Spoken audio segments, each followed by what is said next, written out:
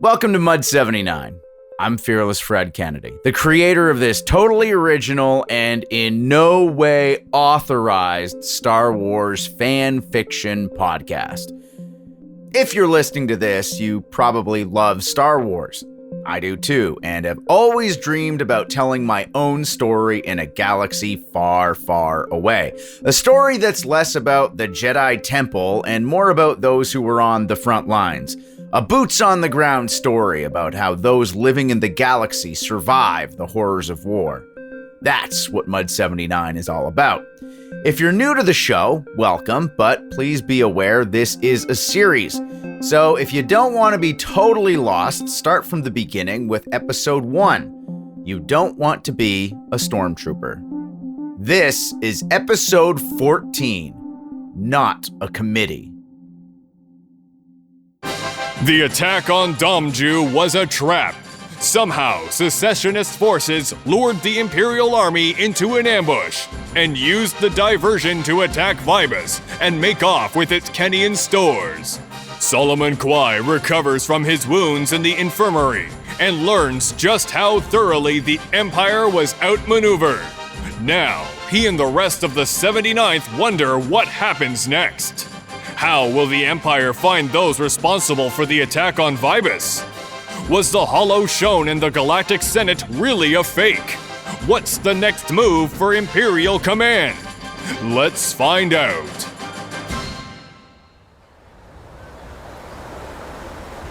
His message felt protective, like he was trying to keep us safe. And from what? I didn't know. And you didn't need to. You never questioned his instincts, so if he spoke, gave insight, anything, you just shut your mouth and listen. He led us to one of the prefabs on the old parade square. I hadn't been this way since I was discharged from the infirmary, and in the distance I could see the new main admin building. It was different than before, even more brutal than the Duracrete shell they put up last time. They were installing interior anti-aircraft batteries too. And there were 0 civilian laborers. Just troopers grinding away. Orto knocked on the door of one of the larger prefabs on the square. And a bucket let us in. We don't need to see his identification. We made our way down a cramped but well-lit hallway. The air still had that plastic tang. And Mondi and I fought our reflex to scrunch up our nose. It tickled in the most unpleasant way. We passed a few more buckets and came to a stop at an intersection with a lot of doors, left and right. Kwai, take a seat. Mondahai, with me. We'll be out in a few minutes. I could barely sit down on one of the few chairs available in the hall. My knees almost touched the opposite wall as Orto knocked on the door beside me. 3 taps. He waited a second, then opened the door as Mondi followed him in. I didn't see inside, but I wondered what was going on. I sat for what must have been 2 hours. Every few minutes, a bucket would walk past. Look alive, trooper. It was no wonder the Empire was so easy to hate with these guys wandering around making us all look bad. Here I am, some nobody in a hallway, and these guys are on patrol, guarding vital Imperial assets, and still find time to dump on me. Eat a debt, bucket. I cursed under my breath, and the door opened as Mondahai walked out looking wide-eyed. Trooper. The LT called one of the buckets over. Yes, Lieutenant. Escort the private out of the building and ensure she makes it back to the south wall to continue with labor duties. Right away, sir. Mondi didn't even look back. Kwai, we're ready for you. He held the door and eyed me as I came in. I expected some last bit of advice, but nope, nada.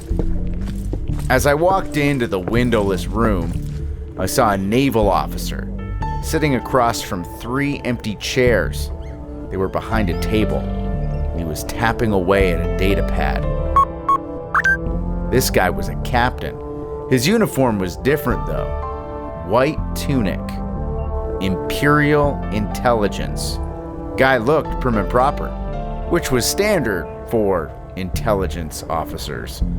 They kept their hands clean, using buttons. Occasionally a stylus if they felt particularly rigorous. No manual labor for these guys. Fear crept in as I realized this was an interrogation. Please, Trooper Quai, take a seat. You as well, Lieutenant Orto. Thank you, sir. The captain was looking at the data pad in his hand as we sat down, and he began speaking. You've done quite well in the theater on Cestin IV, Solomon. Earned the Valorous Service Medal during a patrol in the Bista Valley. Successfully eliminated an enemy fire point with 4 quad cannons, allowing for a successful assault on a secessionist stronghold, thus enabling us to acquire key tactical intelligence on the enemy's strengths and intent.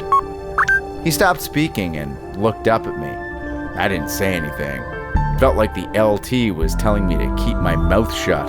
I understand you were severely wounded during that operation.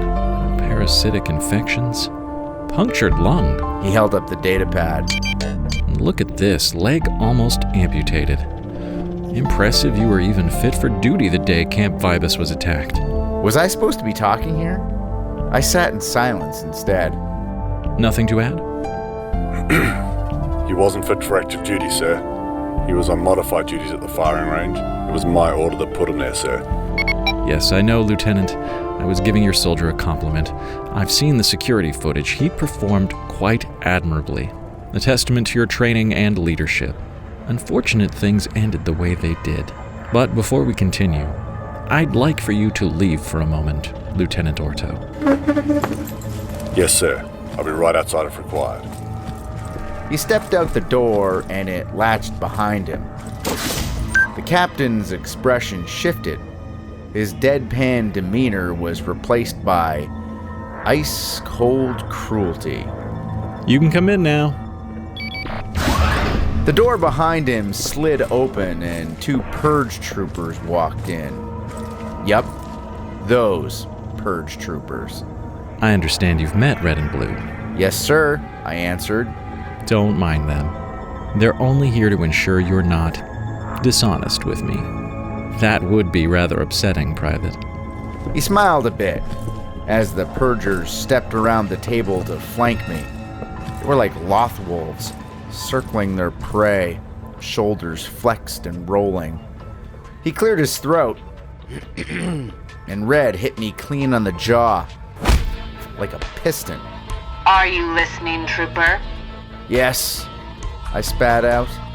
Yes, I think we have his full attention. Then let's proceed. According to what few visuals we've obtained from security cameras, you were in close proximity when Colonel Gast was killed by enemy fire, correct? I nodded, nursing my jaw and checking for loose teeth. Use your words, Private. I struggled to say, yes, sir. Given your rudimentary understanding of martial tactics, would you say she was doing everything in her power to defend this position adequately? I sat up, adjusting myself in the chair, eyeing Red, steeling myself for her to take things a step further and crack my skull open. I believe she was, sir, I responded, relieved not to feel any sudden new pain. Then I explained the colonel's state when I arrived at the checkpoint. Keep moving! Incoming! That she'd been through the ringer and how committed she was to retaking the central admin facility. How many of us had died at that point, how wounded she was. But that she still led from the front right to the end. Then I told him about that commando in the clone armor, coming out of the doorway with the Z6 pinning everyone down. What happened then, Private? In detail, please. Yes, Private Quai. Details. The Theta class. I remembered it zipping past, so slick, direct. chasing off the Ark fighters, pinning us down from the air. The Inquisitor leaping out elegantly and coming down faster than if she were free-falling, like the ground beckoned her, pulled her down unnaturally. The impact of her body, spraying the snow with violence as smoke whirled. How the enemy parted, but she was beyond them. She was terror, and they knew it. Yet she died at their hands. True, I watched it happen, but I felt the need to defend her and explain that what I saw wasn't fair. There were just so many of them, and still they barely contained her. What did they look like? Their armor? I explained their armor was modified, painted, brutalized, made to impart the danger they represented. A distorted walking nightmare left over from the Clone Wars. It had seen combat before. That armor, patina, previous battles, scoring everywhere. And the clones wearing it were the finest soldiers I'd ever seen. They moved as a unit with a singular mindset, no hesitation, ebb and flow. ARC troopers. Always ARC troopers. How many did she kill? I told them she made quick work of them at first, that she broke on them like a wave amid the whirring of her lightsaber, just consuming them, and they fell back, but then they regrouped, surrounded her, took apart her defenses slowly. She'd redirect enemy fire, reflecting it with her glowing red blade, using their own bolts to bring down even more, but they'd melt away, only to come back each time. I emphasized that I wasn't the best witness because I was crouching down, trying to stay hidden, but I saw the death blow.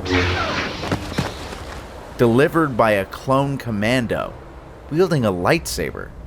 And you saw the clone's face. I nodded. And there was no indication they were one with the Force. No Jedi abilities, even subtle ones. Think carefully, Trooper. I shook my head. The only one using the Force, doing anything beyond natural, was the Inquisitor. Our enemy's strength was numbers and the willingness to bring her down at all cost. What about afterwards, Private? After the Inquisitor had been killed, what happened then?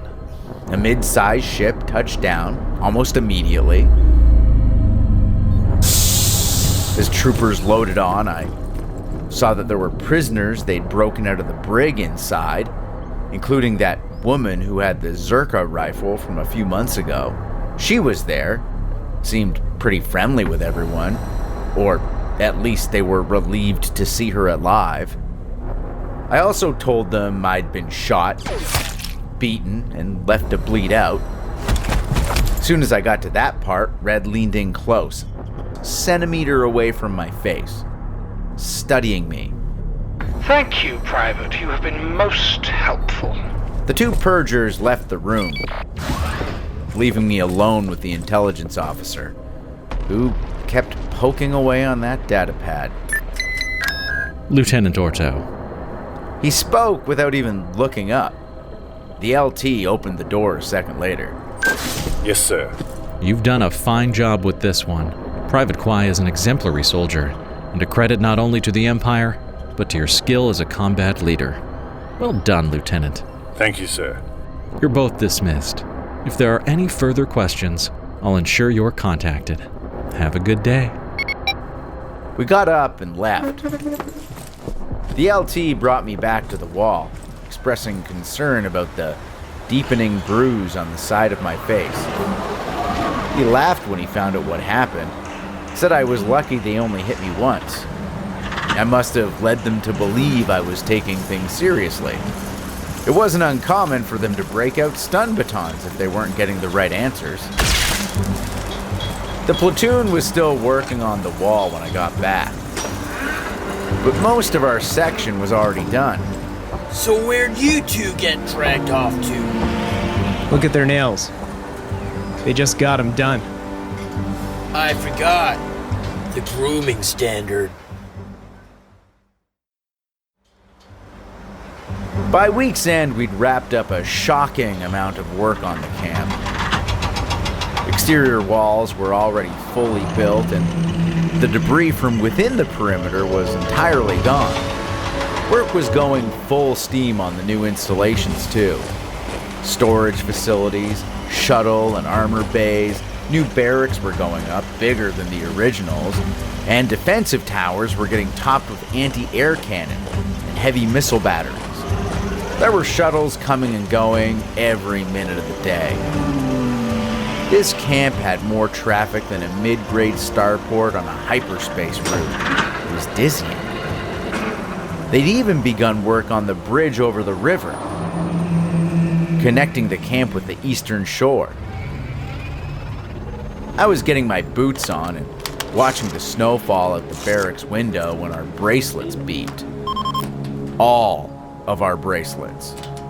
All calls were unusual, and this one was a notice to proceed to the closest public holo terminal. An address from Imperial Command would begin in 5 minutes. What's this shit about? Tolan was at his locker grabbing his overcoat. How much you want to bet we're about to get shipped off to some other planet while the buckets come in here and torch this whole mud?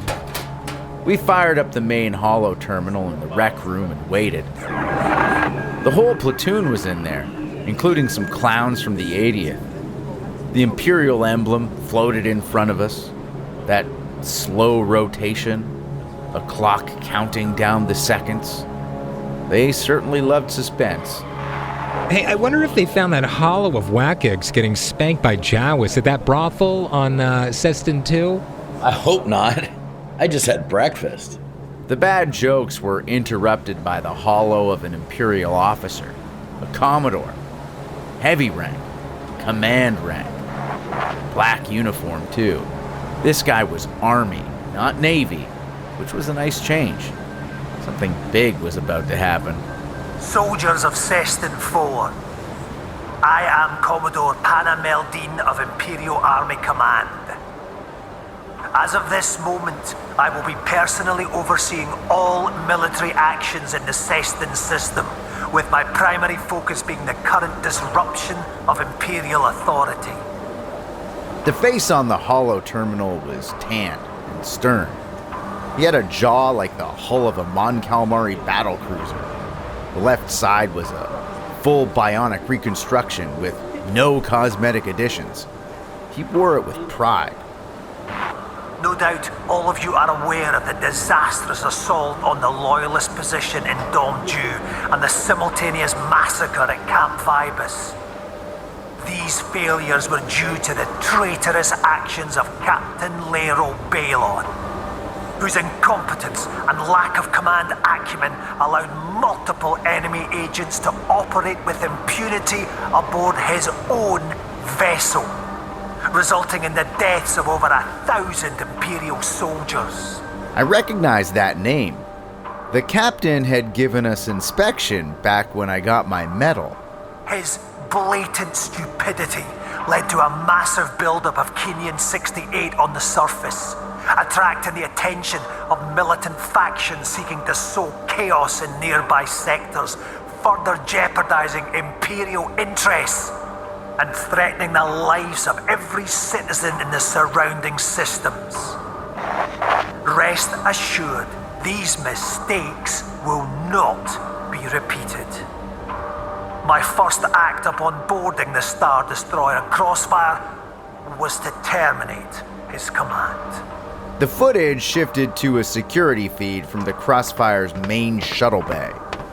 The Commodore walked down the plank of his Lambada shuttle, addressed the surrounding officers, drew his sidearm, a DH-17 heavy blaster pistol, and shot Captain Balon in front of the entire command crew, point blank, in the face, then put another few rounds into his body as it laid on the ground. The Commodore then casually slid his weapon back in its holster. The Emperor doesn't tolerate such gross incompetence, and neither do I. This failure has emboldened several political and economic factions operating on Cestin IV's surface. And later today, you will receive news that a coalition of civic municipalities and former militias in the region of Halfaken Bay have declared independence by denouncing the authority of the Emperor. They are asking other city-states and colonies to do the same. In recent days, insurgent activity has erupted across the surface. Settlements loyal to the Empire have come under attack. Mines have been raided, and piracy has been reported at unprecedented levels. The news all took us by surprise and pissed us off. If we hadn't been spending every second of the day working as labor crews, Murray probably would have picked this up while tinkering with his comms gear. The good people of the Cestin system will not be intimidated. They will remain loyal to the Empire that has already done so much for them. Before the month's end, the entirety of the 934th Legion will be stationed on the surface of Cestin IV. They will be joined by the 11416th Legion, while the 307 80th assumes security duties within the Cestin Nebula. Further orders will be issued by your immediate commanders, but rest assured, traitors will be dealt with. Long live the Empire. I chuckled internally as the holofeed died out, because I knew the only way the Empire handled things like this was in similar fashion to what they'd done with old Captain Blowhard on the Crossfire. Every local official or merchant leader that caused us problems or had dirty dealings with any suspicious militias or mercenary companies were about to get torched. They'd be nothing left but powder. All right, troopers, back to your labor assignments. You heard the sergeant. Get moving. You'll get more orders soon. I didn't see Hefspar or Gentala come in, which was wild given Hefspar's size, but I followed orders and got going. It'd be easier to talk while working. Murray, you're supposed to keep tabs on this stuff. What good are you to us otherwise? You're gonna find this shocking, but the shovel and grav lifts that I've been using don't pick up much comms traffic. During our lunch break, Murray dropped beside me. I asked if he had any plans of firing up his pack and monitoring the comms channels. You kidding?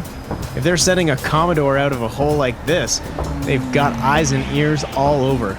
I'm not sticking my head out of the trench. Next thing you know, you guys will be watching hollows of me getting aerated on security feed. I joked that if Staven was with us, she'd find a way to convince him. He chuckled. Then a shadow crossed his face as we remembered how great of a friend she was, even when getting all of us in copious amounts of shit. And then we joked we were thankful she wasn't here. We got back to work and waited for the other boot to drop. Then, right before we headed back to barracks, came the big announcements on the civilian hollows that Halfaken Bay was in open revolt. Everything on the main continent east of Silent Lake was deemed hostile. A big speech played on the civilian HoloNet channels. The governor of Ibtisbe, the largest city on the surface, made his case for a galactic rebellion. His name was Ludara Kavis. And as he spoke, I suspected he had a hand in blowing up the town of Domnju, just for the sake of publicity, even if it was full of civilians. Friends, mark my words. The Empire will not give us our freedom. Their vengeance will be harsh and cruel. They will strike with impunity and demand total surrender. But we, the free peoples of the Cestin Nebula, will stand strong. And we will stand united. And the entire galaxy will join us. The Republic will not fall at the hand of one tyrant's ego. The people of Domnju will be remembered. This guy was everything I hated, and still do. A rich bureaucrat who used their position to stagnate an entire planet. It didn't matter what was good for the people. The only way anything got done on Cestin IV was if it lined his pocket with creds, or put them in the hands of other people who were lining his pockets with creds. And in doing so, he had let the sector fall into chaos, which is what got the Empire's attention in the first place. Let's not pretend that the Empire was built on morality. It was born out of frustration with inefficiency. And just like how the Republic fell due to its lax self-regulation, the government of Cestin IV was destined for the same fate. No matter how many fishermen Mr. Cavus and his cronies murdered.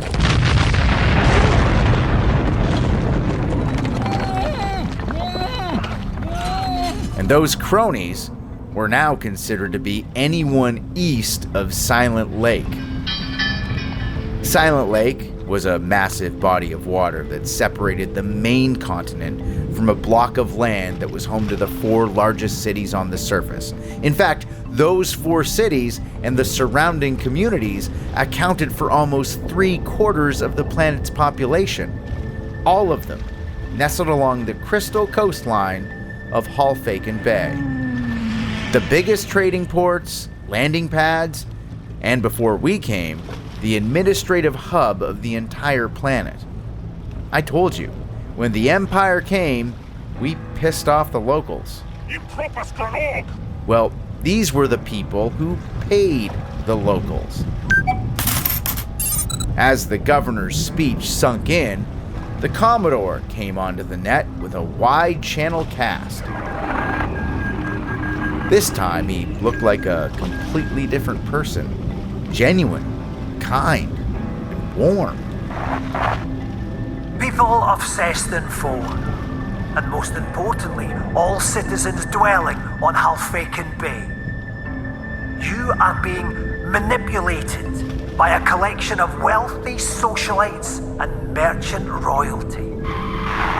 The Emperor is well aware that these devoted civil leaders, as they call themselves, turned a blind eye to slavers and pirates operating with impunity in this sector for decades. We will not charge in with blasters primed, as they claim. As you watch this message, members of the Imperial military are forming a perimeter surrounding the entire region of Halfaken Bay.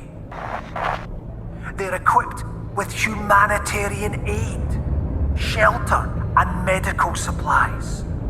Any citizen wishing to leave the area surrounding Halfaken Bay will be welcomed with open arms, housed, fed, children given education and their parents employment opportunities, until such time as the militant forces in Halfaken Bay have been neutralized. Evacuation instructions will broadcast on all open channels. Good night, citizens. Know you are protected. And long live the Empire. I remembered not knowing how to feel about that broadcast. I think we all expected for things to be dramatically different right away. In a 24-hour period, we just watched the new honcho ice the old one, and then found out we were laying siege to the most populous region on the planet. If there was ever a call to action, that was it. But no, we just kept putting up Duracrete, hour after hour, day after day, until we were finally assigned to the bridge crew. We were grumbling as we made our way to the river's edge, and then we heard the hum of heavy-duty repulsor lifts. Looked up as an Acclimator-class assault vessel came down on the west side of the river. These were giant transports built before the Clone War and were designed specifically to move a full legion, along with their air support, armored units, support troops, admin, everything. Guess what was on board? The 11-416th, who would make Vybus their new home. The 11-416th was formed in the middle of the Clone Wars from settlements in the Culti system, formerly under the jurisdiction of the Techno Union, who'd spent the previous decades polluting every planet in the system to near inhospitable levels, which was exactly what the Trade Federation intended for my home system. Get back to work. So I had a lot of empathy for them. The Republic made a lot of promises, but it was the Empire that stepped in with the environmental reclamation programs and much-needed healthcare. So, the citizens of Culti are now very proud members of the Empire. This is something that the New Republic refuses to understand. They brand every system that backed the Empire as bloodthirsty zealots who worshipped Sheev Palpatine like some sort of god. I have foreseen it. That wasn't it at all. The most ardent imperialist sectors in the galaxy were the ones left to rot by the Republic. Billions of people whose entire planets were gassed by some trade deal negotiated on Coruscant, or the people whose systems were stripped of their resources to fund another one of the Senate's endless conflicts and got nothing in exchange but empty promises. Fire in the hole! Which is exactly what happened to the people in the Culti system. And by the time Camp Vybus was mostly rebuilt, they joined us on Cestin IV. Because 48 hours after the Commodore's broadcast, I, along with the rest of the 79th Platoon, were taking up a new post. The soon-to-be blaster-scorched hilltop near the Green Death, Point Yessa.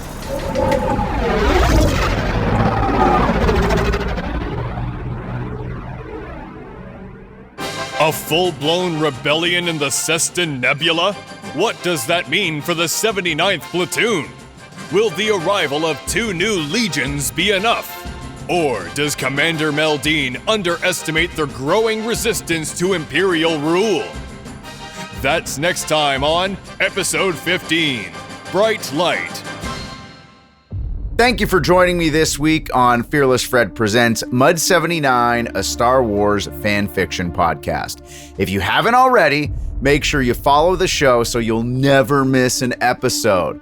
While you're there, don't forget to rate and review us. It helps grow the show and will make my contemptible harpy of a producer very happy.